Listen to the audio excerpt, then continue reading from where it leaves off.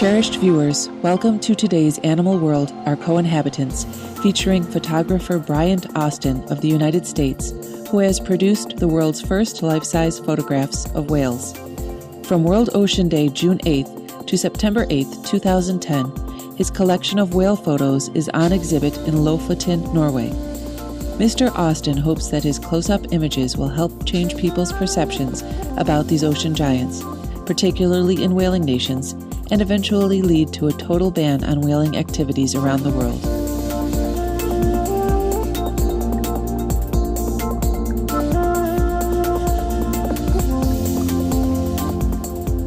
Director Kate Miller has produced a documentary entitled A Short Film in the Eye of the Whale about Bryant Austin's laudable project.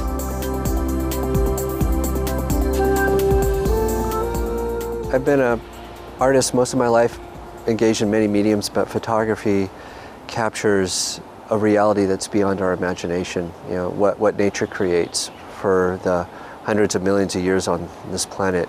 So much of that is beyond our imagination, and the camera can just document that without this filter getting in the way. And I think it's more wondrous than our own imagination, so photography helps with that.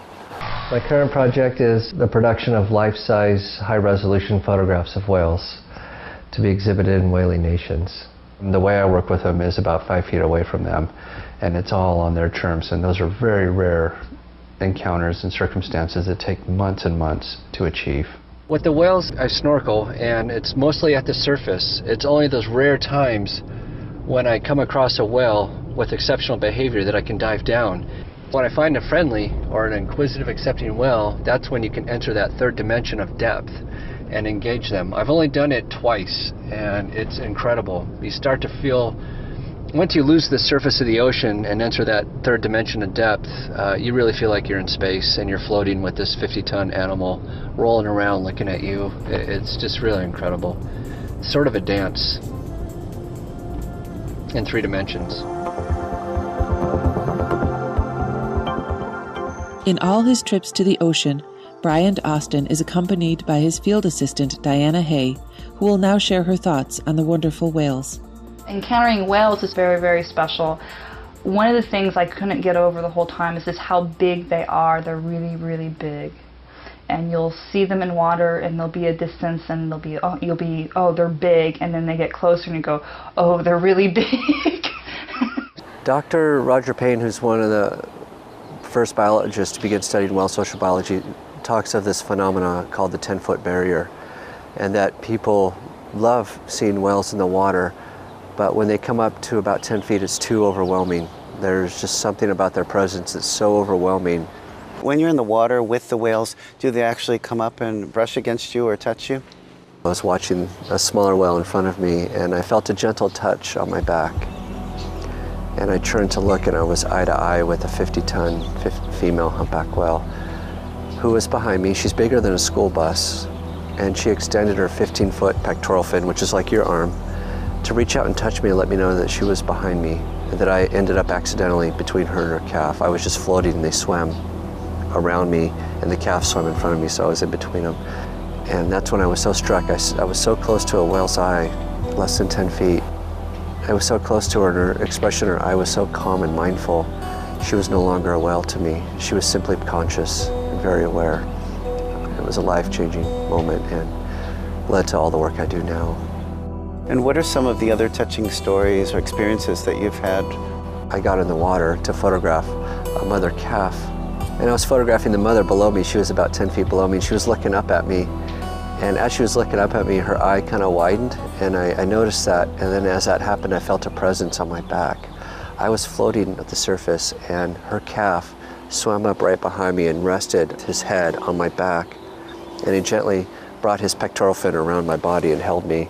He wrapped it around me, and we just floated together, motionless, while I breathed through my snorkel, and he was breathing through his blowhole. And I didn't want to move, I didn't want to startle him, because there is a chance they could hurt you accidentally. They're so big and powerful. And my assistant was in the water with me, and she gently pulled me aside. And that was one of those bizarre timing of events that just stays with me to this day.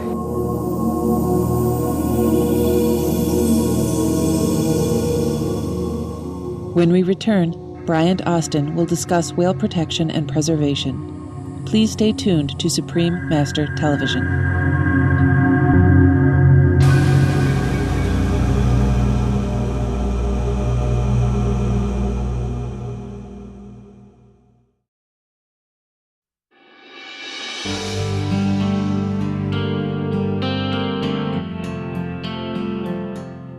Welcome back to Animal World, Our Co-Inhabitants, here on Supreme Master Television, featuring Bryant Austin and his amazing life-size photos of whales, which are now on exhibit in Lofoten, Norway, until September 8, 2010. These photos reflect Mr. Austin's hope to inspire people to save the world's dwindling population of whales.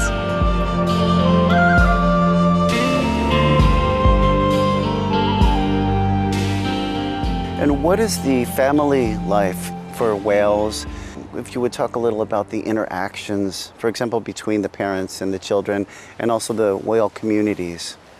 Whale communities, whale social biology has only been studied for the last 40 years, so there's still a lot that isn't known. And I'm particularly fond of the sperm whale, and they're a lot like elephants, and they're matriarchal, and so the mother leads the group, the family, and they develop very slowly. The young will stay with the mother until they're about 11 years of age, and then they eventually will go on their own and form bachelor groups with other males, and then the males become solitary animals. They can live to be 80, so they're very much like us, but they're aquatic and still a mystery.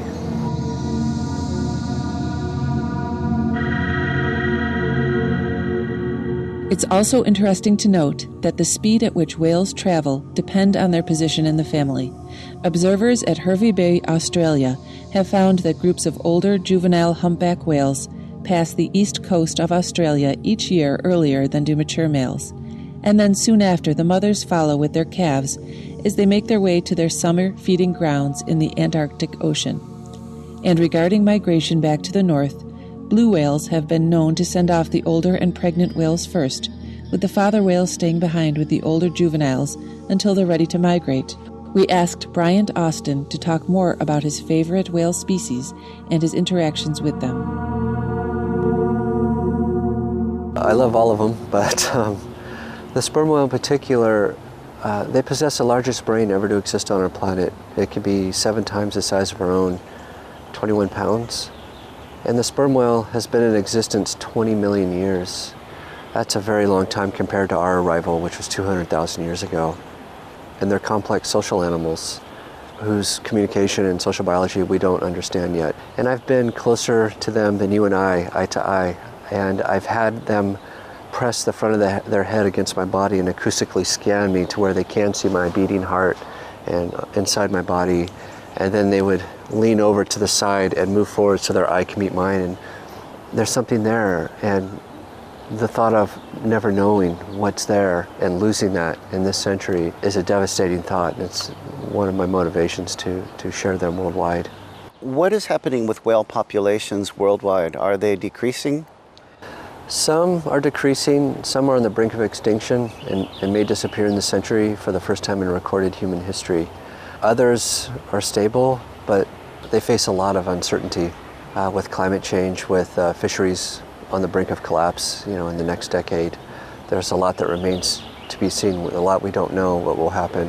Whaling is the primary reason we have so few whales. In the middle of last century, within the span of maybe 2 human generations, we decimated most large whale species, anywhere from 20 to 2% of their original population. So there are very few remain, and those few now face even far more difficult issues threatening their environment. You look at the gray whale, the western North Pacific gray whale, that travels through Japan and Russia, there are only 100 left, and they may go extinct. The gray whale is one of the oldest living mammals alive today. That population could go extinct in this century easily. A distressing occurrence that is sometimes seen is whales beaching or stranding themselves on land. What causes them to take this drastic action? We asked Mr. Austin for his perspective.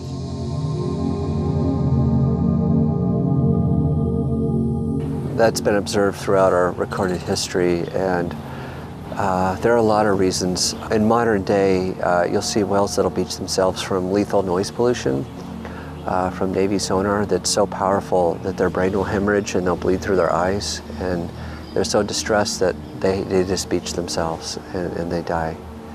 There are other reasons too that we don't really understand. As Bryant Austin explains, it's now up to us to save the whales for future generations. We're the last generation who will ever be in this position to ensure that whales will be around for thousands and thousands of years to come. No future generations will have these opportunities, and it's really what we do right now that's going to ensure that they will be here. Many may go extinct in this century if, for the first time in recorded human history, if more isn't done. So it's really my hope that in my lifetime we'll be able to achieve the full scope of our vision and bring whales into our collective mind and ensure that they're a part of our lives for thousands and thousands of years to come.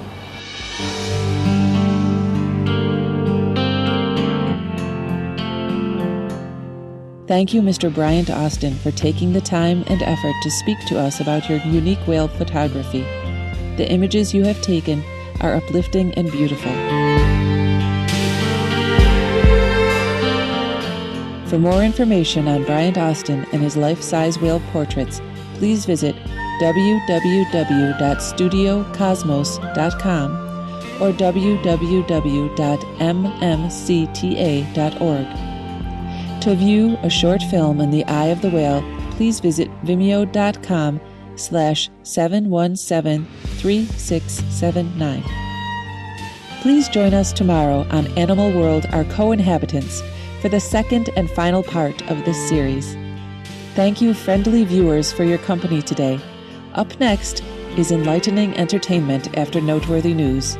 May animals continue to fill our oceans with their magnificent, loving presence.